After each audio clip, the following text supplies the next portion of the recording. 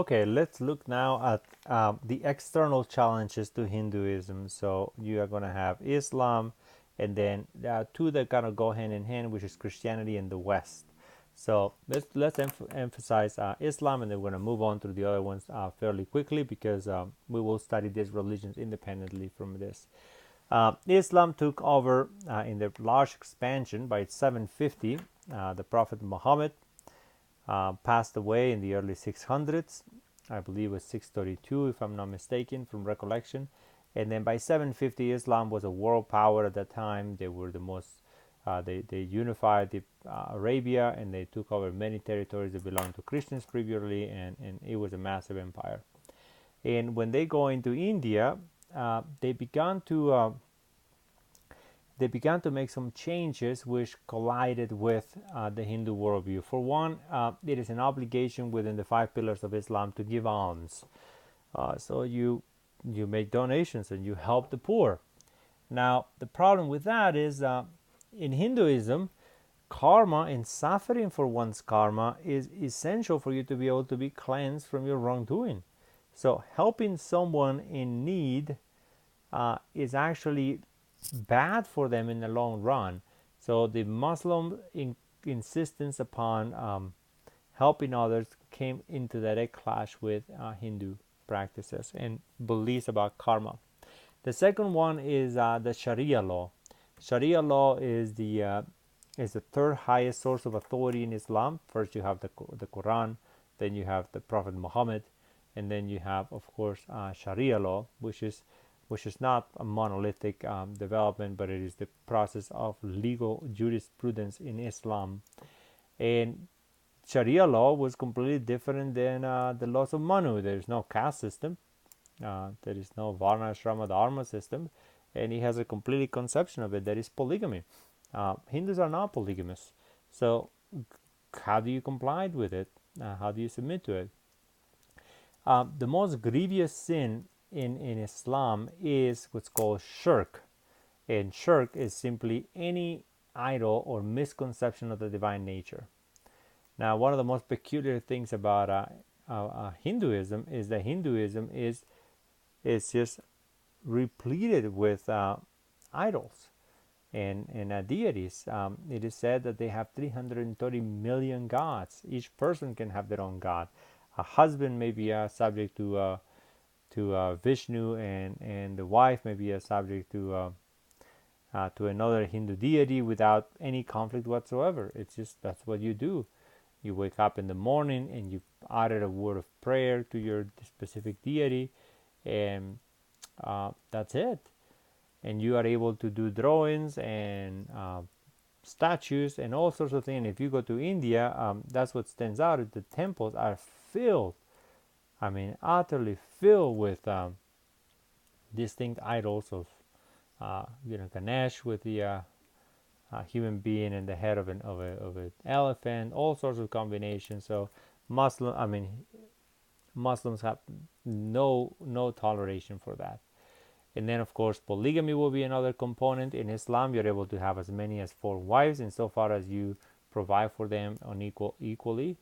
And then the last component will be the fact that Islam is a very exclusivist religion.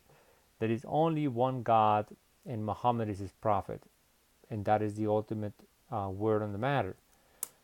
Hindus, on the other hand, believe that every religion is a path to the divine, and that no one has all the truth exclusively, but on the contrary, that every religion is a path to the ultimate truth, and that the truth can be had even if you're not a Hindu.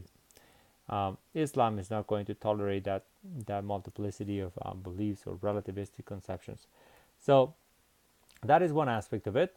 And then you move on to the West, another external aspect of it. One is going to be Christian missionaries that went there and tried to shape the culture and change their beliefs. They oppose sati, and they oppose human sacrifices. Both of them were practiced by Hindus. In the Hindu attempt, just very quickly, in the Hindu attempt to transcend ordinary consciousness and mistaking this reality with ultimate reality, Hindus can engage in practices under very strict circumstances where they do things that defy the norms and what will ordinarily disturb your conscience. So some Hindus can eat meat because they want to transcend the fact that meat has anything to do with the soul. And some Hindus can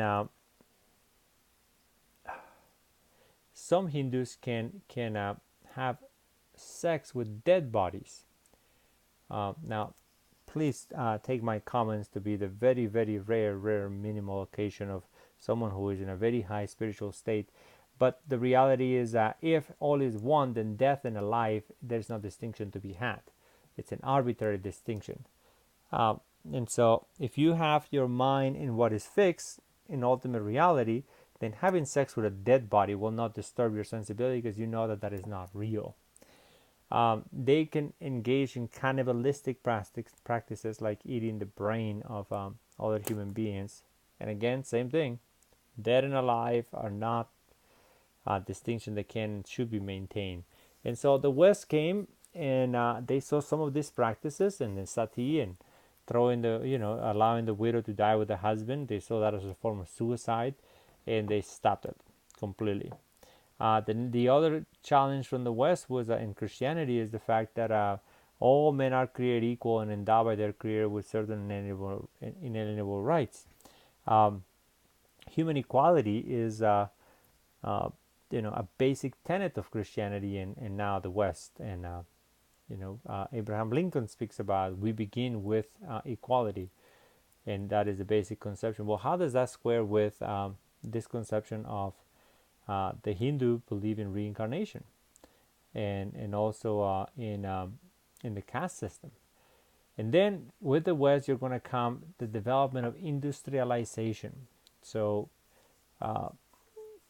you're going to have now the possibility of being and working for multinational corporations, having the possibility of moving out.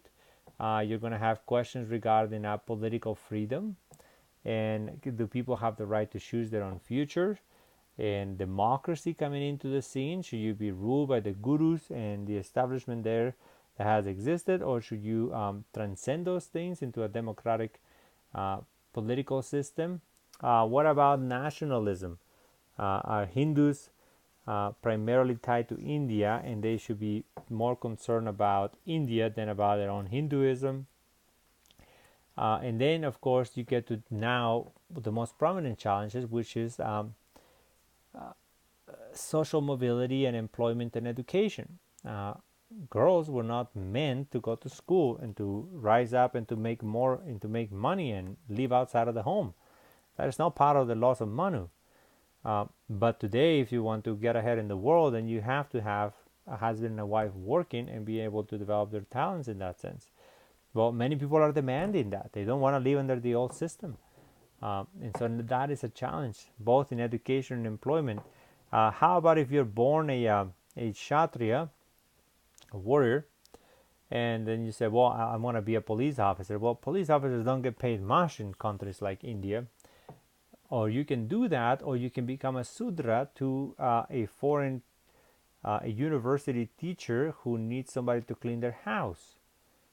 And this was this is a true example from a professor who went to India and hired this young man to clean his house, and he was paying him US dollars, of course, and so the reward was quite exceeding the ordinary pay of a Hindu person.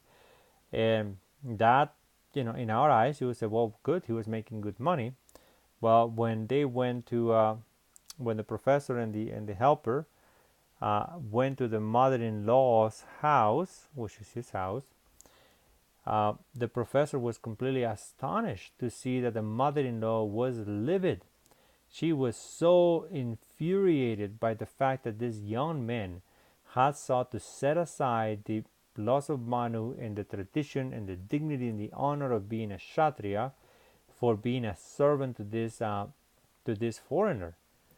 It is beneath you, and you should not do that. And so that was just a concrete example of how those things can come into being. I'd like to spend the last 5 minutes on describing 4 categories that apply to Hinduism and apply to other religions.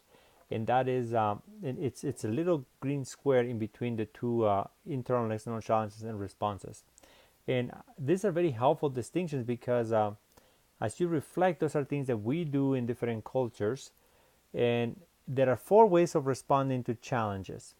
One is going to be the traditionalist, and that means people who are going to reject the outside world, who are going to reject American influence or British influence or French or whatever, and they want to go back to their old way of life. We want to go back to the Vedas.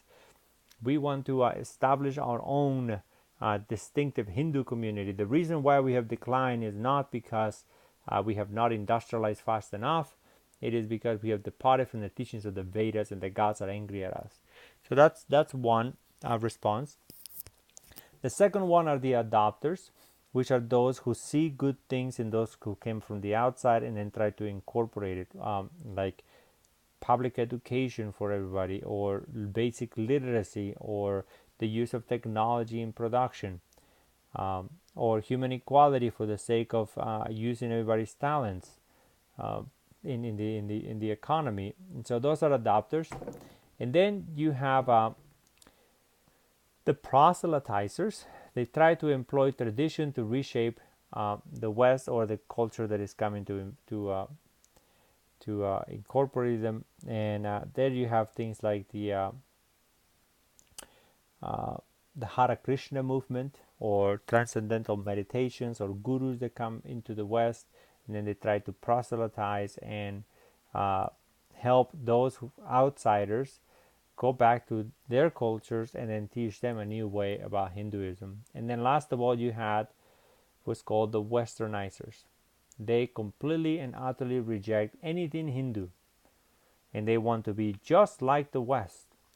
To modernize means to westernize, and we're going to change and imitate and follow every precept and everything that the Westerns do, including eating meat. One of the ridiculous things about, in history is that the British were so successful that the Hindus were perplexed by it. There was a British officer per every, it was about, I think I don't remember the number, but it was in the thousands. And they were able to have complete control over India. Just, how are these people so powerful? How can they be able to dominate an entire culture? And so they looked at meat, which is what the British ate a lot, and so some began to eat meat and to wear suits and to learn English and to go to school and to travel to England and get English degrees under the crown, like Mahatma Gandhi. Just to be able to imitate them and be as great and successful as they are. Uh, and so these four categories, the reason why I bring them up is because you can apply those to every culture. And so you can speak about those who the traditionalists will be somebody like the KKK in the United States. We want to go back to Protestantism, white Christianity, and then somehow that's going to bring us back to the greatness that it was there before. Or people that begin to incorporate other aspects from other cultures. It may be family values or organizational skills or work ethic or fashion or things like that. And then there are those who would use original American traditions to be able to bring those to other countries and convert them. Or there are those who will completely embrace another tradition and then just simply forsake their own. So those are constant patterns that occur throughout history, and I will go ahead in the next lecture, the final lecture, delineate some of the responses that Hinduism is going to have.